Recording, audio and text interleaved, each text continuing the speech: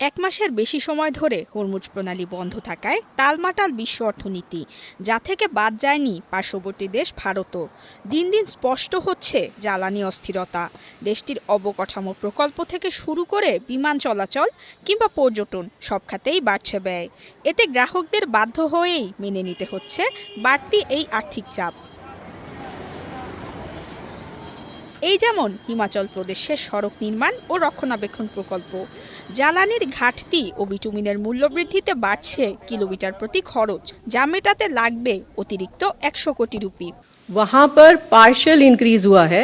এমন বাস্তবতায় গুণগত মান বজায় রেখে আর্থিক সহায়তা ও প্রকল্প সমন্বয়ের উপায় খুঁজছে রাজ্য সরকার।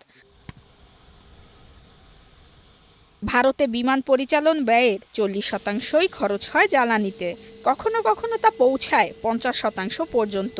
সম্প্রতি আকাশছোঁয়া দামে জেট ফুয়েল কিনতে হচ্ছে বিমান সংস্থাগুলোকে। এতে বিমান চলাচলে কিলোমিটার প্রতি খরচ হচ্ছে 2 লাখ রুপির বেশি। জ্বালানি সংকটের বড় প্রভাব পড়েছে ভারতের হোটেল ও রেস্তোরাঁ খাতে।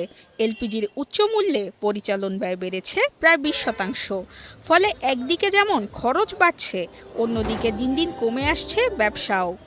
আর্থিক চাপ সামাল দিতে খাবারের মূল্য বৃদ্ধি করায় আশঙ্কাজনক হারে কমছে বিক্রি।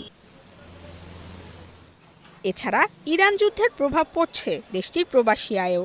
মধ্যপ্রাচ্যে কর্মরত প্রায় 1 কোটি ভারতীয়র আয় কমে গেলে দেশটিতে হ্রাস পাবে বৈদেশিক মুদ্রার প্রবাহ। অর্থনীতিবিদদের মতে এমন পরিস্থিতিতে চাপ সৃষ্টি হতে পারে আর্থিক ভারসাম্যে। এতে জিডিপি প্রবৃদ্ধি কমতে পারে প্রায় 1% পর্যন্ত। পরিস্থিতি মোকাবিলায় $6.2 বিলিয়ন একটি অর্থনৈতিক স্থিতিশীলতা তহবিল ঘোষণা করেছে ভারত সরকার। বিশেষজ্ঞদের মতে বর্তমান সংকটের তুলনায় এই তহবিল যথেষ্ট নয়। আমদানি নির্ভরতা কমিয়ে নবায়নযোগ্য জ্বালানি দিতে পারে টেকসই সমাধান। নুসরাত মৌমি, ৭১।